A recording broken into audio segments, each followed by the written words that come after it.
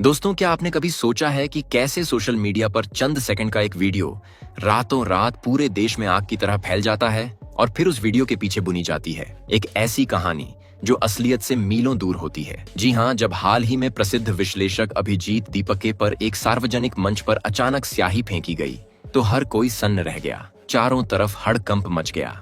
लेकिन असली खेल तो इस घटना के ठीक बाद शुरू हुआ, जब इंटरनेट की दुनिया पर एक ऐसी भावुक कहानी फैलाई जाने लगी जिसे सुनकर किसी का भी दिल पिघल जाए। दावा किया गया कि स्याही फेंकने वाली महिला एक ऐसी बेबस मां है जिसका बेटा नीट परीक्षा की धांधली की वजह से गहरे मानसिक तनाव में चला गया था और वो न्याय की भीख मांगते मांगते हार चुकी थी। इस कहानी को इस तरह पेश किया गया कि देखने वाले उस महिला से हमदर्दी करने लगे और अभिजीत दीपके को कटघरे में खड़ा करने लगे।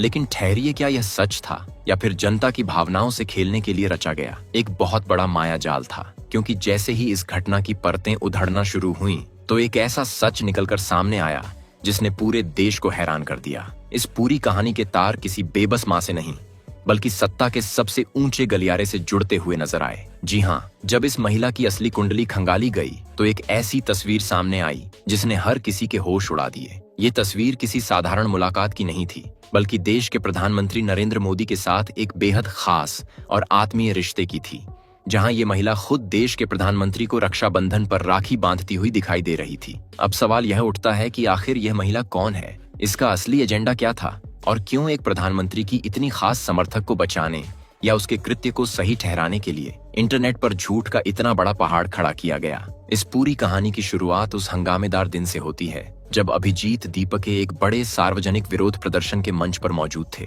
माहौल काफी गर्म था, लोग अपनी मांगों को लेकर आवाज उठा रहे थे कि तभी अचानक भीड़ में से एक महिला निकलकर आगे आती है। इससे पहले कि कोई कुछ समझ पाता, वो महिला अपनी जेब से स्याही की बोतल निकालती है और सीधे अभिजीत दीपके के चेहरे पर फेंक देती है। पल भर में वहां अफरा तफरी मच जाती है। सुरक्षाकर्मी तुरंत हरकत में आते हैं और उस महिला को पकड़कर मंच से दूर ले जाने लगते हैं। लेकिन महिला रुकती नहीं है, वो कैमरे के सामने जोर जोर से नारे लगाने लगती है और दावा करती है कि उसके साथ मारपीट की गई है। यह पूरा वाकया कैमरे में कैद हो जाता है और देखते ही देखते यह वीडियो इंटरनेट पर जंगल की आग की तरह फैल जाता है। हर कोई यह जानना चाहता था कि आखिर यह महिला कौन है और इसने भरी सभा में इतना बड़ा कदम क्यों उठाया। घटना के महज कुछ ही घंटों के अंदर सोशल मीडिया के विभिन्न प्लेटफॉर्म्स पर एक खास तरह का मैसेज तेजी से वायरल होने लगता है। राइट विंग के कई जाने माने इन्फ्लुएंसर्स और बड़े सोशल मीडिया हैंडल्स इस महिला की तस्वीर के साथ एक बेहद भावुक और सनसनीखेज कहानी शेयर करना शुरू कर देते हैं। इस कहानी की शुरुआत होती है एक बड़े डिजिटल चेहरे दीपक शर्मा के एक पोस्ट से।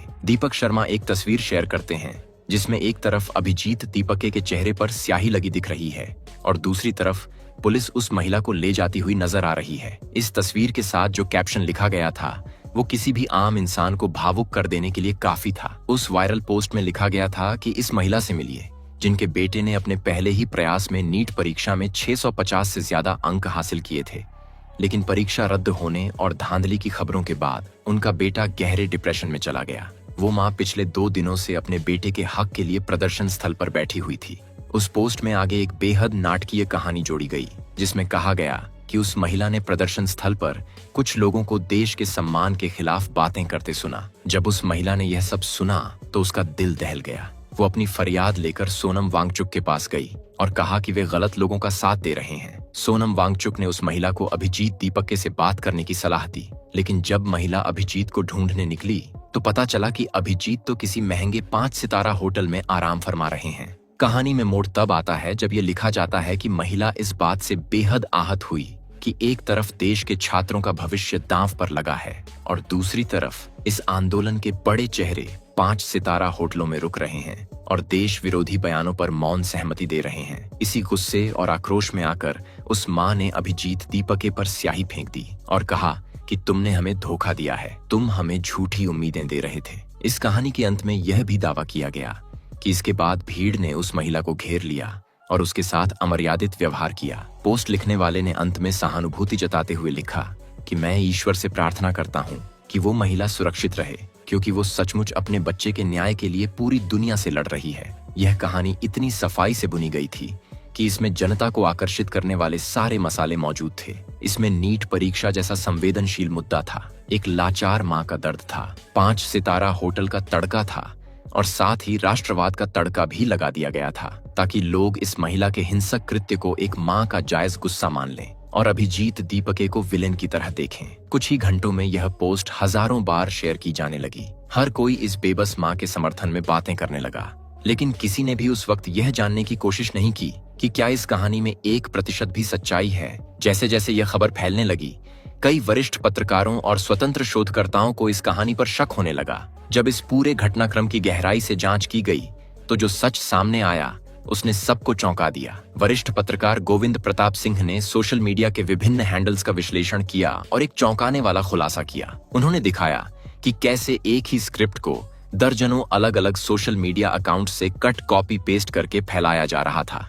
जो कहानी हिंदी में लिखी गई थी, ठीक उसी का अंग्रेजी अनुवाद करके रश्मि रंजन साहू, श्रवण कुमार हर्षित और अक्षता नीलब जैसे कई चर्चित हैंडल्स से पोस्ट किया गया। यहाँ तक कि कई बिना नाम वाले और फर्जी अकाउंट से भी बिल्कुल एक ही भाषा में इस मनगढ़ंत कहानी को रीपोस्ट किया गया, ताकि इंटरनेट पर एक खास तरह का माहौल बनाया जा सके। लेकिन सवाल फिर वही था कि अगर यह पूरी कहानी काल्पनिक थी तो फिर वो महिला असल में कौन थी। जब उस महिला के सोशल मीडिया प्रोफाइल और उसकी असली पहचान की छानबीन की गई तो जो कुंडली निकलकर सामने आई उसने इस पूरे फर्जीवाड़े की धज्जियां उड़ा दी। उस महिला का नाम कोई अनजान बेबस मां नहीं बल्कि बरखा तहान था। बरखा तहान सोशल मीडिया की दुनिया में कोई नया नाम नहीं है। जब उनके बायो और प्रोफाइल को देखा गया तो पता चला कि वो खुद को एक बड़ी सामाजिक कार्यकर्ता बताती हैं। वो पुरुष आयोग नाम की संस्था की अध्यक्ष हैं और खुद को मर्दों की आवाज उठाने वाली एक्टिविस्ट मानती हैं। इसके अलावा वो एक TEDx स्पीकर भी हैं और अपनी पहचान एक कट्टर हिंदू उद्यमी के रूप में देती हैं। बरखा तहान की यह असली पहचान सामने आते ही उस बेबस माँ और डिप्रेशन में डूबे नीट छात्र वाली कहानी ताश के पत्तों की तरह ढह गई। लेकिन कहानी यहाँ खत्म नहीं होती। असल मोड़ तो तब आया जब खुद बरखा तहान ने अपने आधिकारिक सोशल मीडिया हैंडल से इस घटना को लेकर एक बयान जारी किया। अपने बयान में बरखा ने उस नीट वाली कहानी का दूर दूर तक कोई जिक्र नहीं किया। इसके विपरीत उन्होंने बड़े गर्व के साथ स्वीकार किया कि हाँ, मैं बरखा तहान हूं और मैंने ही उस अर्बन नक्सल अभिजीत दीपके पर स्याही फेंकने का काम किया है। बरखा तहान ने स्याही फेंकने की जो वजह बताई वो उस वायरल कहानी से बिल्कुल अलग थी। उन्होंने दावा किया कि मंच पर भगवान राम का अनादर किया जा रहा था और अभिजीत दीपके वहां बैठकर हंस रहे थे। इसी बात से आहत होकर उन्होंने एक कट्टर हिंदू होने के नाते यह कदम उठाया और उन्हें अपने इस कृत्य पर जरा भी पछतावा नहीं है, बल्कि उन्हें इस पर गर्व है। अब आप खुद सोचिए कि एक तरफ उनके समर्थक इंटरनेट पर उनके बेटे की नीट परीक्षा और 5 सितारा होटल की मनगढ़ंत कहानी फैलाकर उन्हें एक लाचार पीड़ित बता रहे थे और दूसरी तरफ खुद बरखा तहान मंच पर जाकर हमले की जिम्मेदारी ले रही थीं और उसे धर्म के नाम पर किया गया अपना विरोध बता रही थीं। इससे यह बात पूरी तरह साफ हो गई कि जनता को बेवकूफ बनाने के लिए किस तरह की फर्जी कहानियों का सहारा लिया जाता है। लेकिन इस पूरी दास्तान का सबसे बड़ा और चौंकाने वाला पहलू अब भी सामने आना बाकी था। जब इस मामले की गूंज चारों तरफ फैली तो देश के जाने माने फैक्ट चेकर मोहम्मद जुबैर ने बरखा तहान के अतीत और उनके राजनीतिक संपर्कों की खंगालना शुरू किया और जो तस्वीर उन्होंने दुनिया के सामने रखी उसने इस पूरे मामले में एक बहुत बड़ा भूचाल ला दिया। मोहम्मद जुबैर ने बरखा तहान के पुराने सोशल मीडिया पोस्ट से एक ऐसी खास तस्वीर ढूंढ निकाली जिसे देखकर हर कोई दंग रह गया।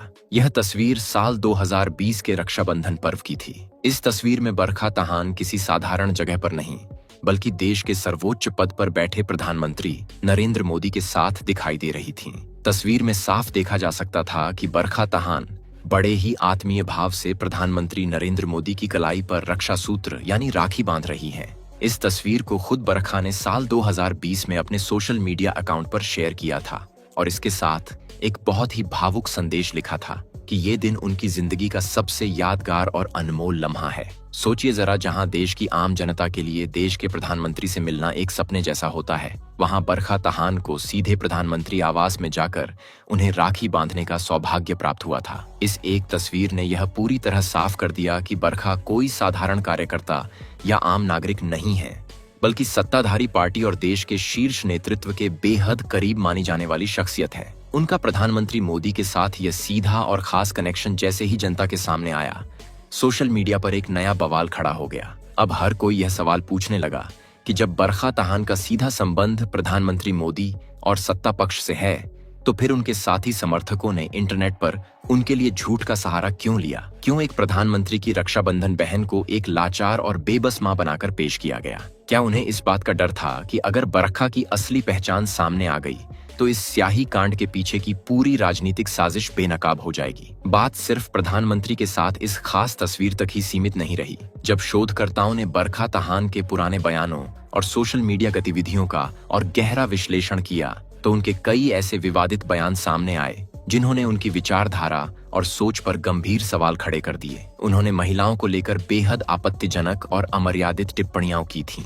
एक पोस्ट में तो उन्होंने यहां तक दावा कर दिया था कि कुछ महिलाओं के लिए अमर्यादित आचरण का शिकार होना भी एक तरह का आकर्षण होता है, और वे ऐसी कई महिलाओं से मिल चुकी हैं। एक महिला होकर महिलाओं के सम्मान और सुरक्षा पर इस तरह के विचार व्यक्त करना अपने आप में बेहद शर्मनाक और हैरान कर देने वाला था। इसके अलावा इतिहास के पन्नों को पलटने पर यह भी सामने आया कि बरखा तहान अतीत में गंभीर आरोपों से घिरे कुछ बेहद विवादित नेताओं के समर्थन में भी सडीडी अचकों पर उतर चुकी हैं।